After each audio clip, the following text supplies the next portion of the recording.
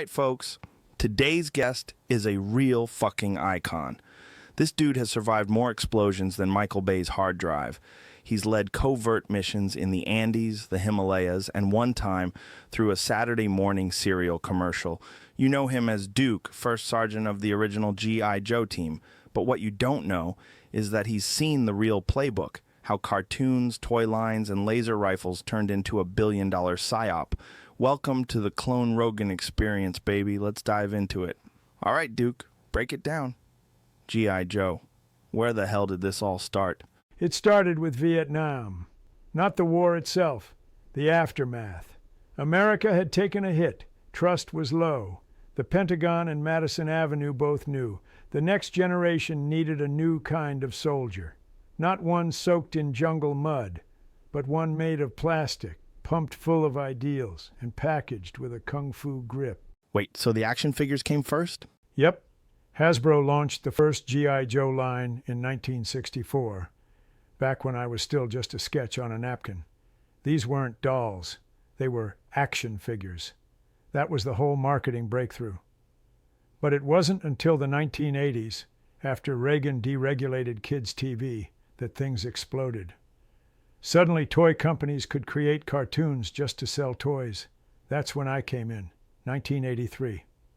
G.I. Joe, a real American hero. Sunbow and Marvel Productions turned us into household names. That's wild. So you were basically propaganda? Depends on who you ask. Some say hero, some say salesman. Me, I say both. What was it like competing with guys like He-Man and Luke Skywalker?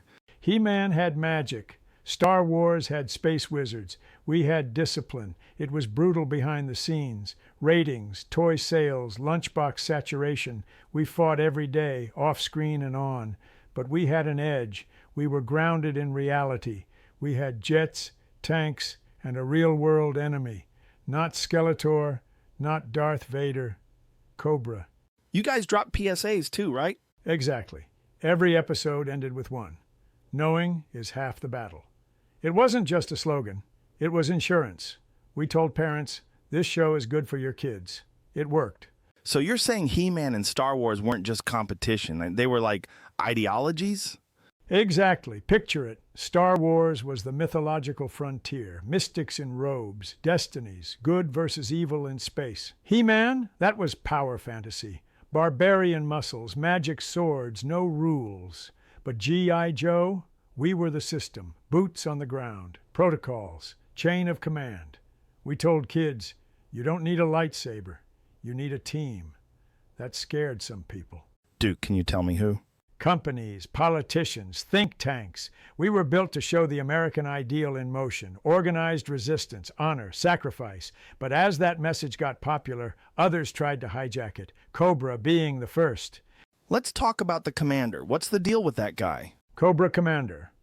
Real name, classified. Origin, disputed. Personality, toxic. He started out as a voice, literally. Chris Latta gave him that high-pitched, screeching madness. But underneath, the commander was something darker.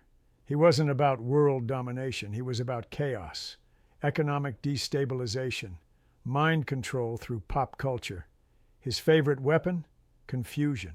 Sounds like Twitter. Exactly. He'd fit in perfectly now. Cobra's real brilliance wasn't tanks or troopers. It was branding. Every organization needs a villain. Cobra gave America one they could understand and sell lunchboxes of... Okay, so Cobra Commander. What did he actually want? I mean, beyond shouting Cobra and bailing. He wanted control through confusion. Cobra was never about winning. They wanted to destabilize. Think of them like the anti-Joe. We had code. They had chaos. We gave facts. They gave noise. Sounds like a Martian election. He weaponized spectacle, holograms, mass media hijacks, mind control broadcasts. The commander understood early. People don't need to believe the truth. They just need to believe you have a cooler outfit and a louder message.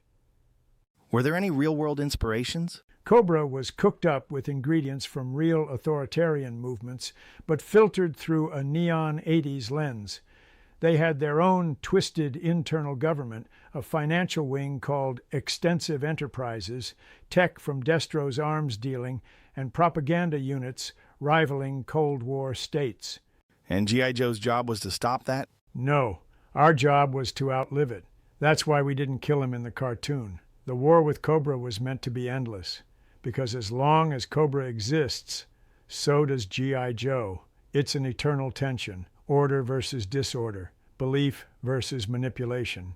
All right, before we get back to Duke and the Cobra Commander brain hack scandal, quick shout out to our sponsor, NanoChow TM, the only protein paste approved by 3 governments and 0 nutritionists. This stuff is grown in a sealed vat under Martian lava tubes, programmed with amino acid sequences from ancient alien shrimp, and flavored with artificial steak thoughts. Each pouch contains 24 grams of pre-chewed nanoprotein, a day's worth of legally ambiguous vitamins, and just enough gray sludge to keep your internal organs guessing. Duke actually used NanoChow during his 14-day Wind Dome survival challenge in Sector D7. He said, and I quote, "Tastes like fear and focus, and that's good enough for me." So if you're out there training to storm a Cobra data center, run for Martian office, or just trying to hit your macros while time dilated, go to nanochow.diet.hack and use code DUKE2029 for 20% off and a complimentary camo straw. NanoChow. If you're hungry, you're already late. So, Duke, pull back the curtain. Who actually made you? A mix of toy executives, comic book nerds, and Cold War dreamers. Let me lay it out for you, briefing style. Hasbro had the brand, but they needed narrative muscle. So they partnered with Marvel Productions and a commercial studio called Sunbow. These guys were already making toy ads. G.I. Joe just was an ad, 22 minutes long, with explosions. Marvel Productions, formerly Depatia Freleng, Pink Panther, had great animators. Sunbow Productions, commercial wizards, ran on tight deadlines. Ron Friedman, the guy who wrote the show Bible, helped define the world, the tone, the code names. The voices brought us to life. Most of them were New York stage actors, total pros, no auto-tune, no filters, just guts and grit. Michael Bell voiced me Duke, same guy who did voices for Transformers, Smurfs, Super Friends. Chris Latta, the legend, did Cobra Commander and Starscream from Transformers. That screechy chaos, all him. Arthur Burghardt, Destro, deep, commanding. You heard that voice and trusted the villain more than the hero. Morgan Lofting, the Baroness, seductive and dangerous, with the best glasses in animation. Frank Welker voiced every animal, robot, and weird sound in the entire 1980s. Seriously, we storyboarded in the US, then sent animation overseas, mostly to Toei Animation in Japan and ACOM in Korea. That's why some episodes looked killer, and others looked like I'd been hit with a freeze ray mid-frame. Tight deadlines, recycled explosions, but epic intros and music, the theme song, written by Johnny Douglas. And let me tell you, that real American hero theme still gives me goosebumps.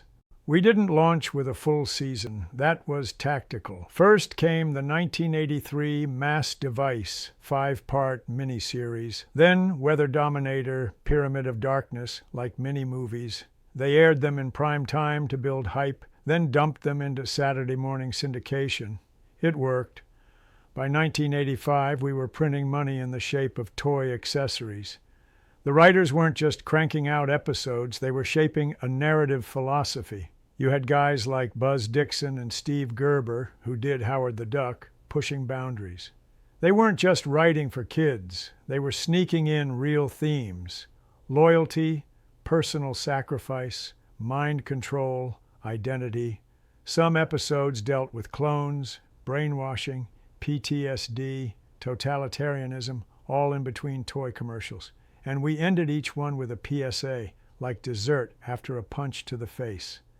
People call it a toy commercial. Maybe it was. But every time I see a kid stand up to a bully, pick up trash without being asked, or tell someone knowing is half the battle, I know we did more than sell action figures. We built values. Damn, that's kind of beautiful. I feel like I owe you an apology for all those times I made my Snake Eyes action figure kiss Optimus Prime. You ever see yourself on the big screen and think, damn, that ain't me? Every damn time. 2009, G.I. Joe, The Rise of Cobra. They made me some brooding pretty boy. No grit, no scars. Channing Tatum, nice guy. Zero Field Command. 2013, Retaliation. Better action, worse plot. They killed me off in the first 15 minutes. Killed me. I fought Cobra for decades, and they dropped me like a red shirt. That is so harsh. They missed the point. G.I. Joe isn't about spectacle. It's about values, about teamwork, sacrifice, and giving kids a hero who doesn't need superpowers to win. You think there's still gas in the tank? Could G.I. Joe make a comeback? Absolutely. If we stop treating it like Fast and Furious in camouflage. There's a new animated series in the works, more grounded. Snake Eyes has a spin-off reboot already out, and Hasbro's cooking something big for 2026. But it all depends on one thing, whether the world still wants to believe in teams.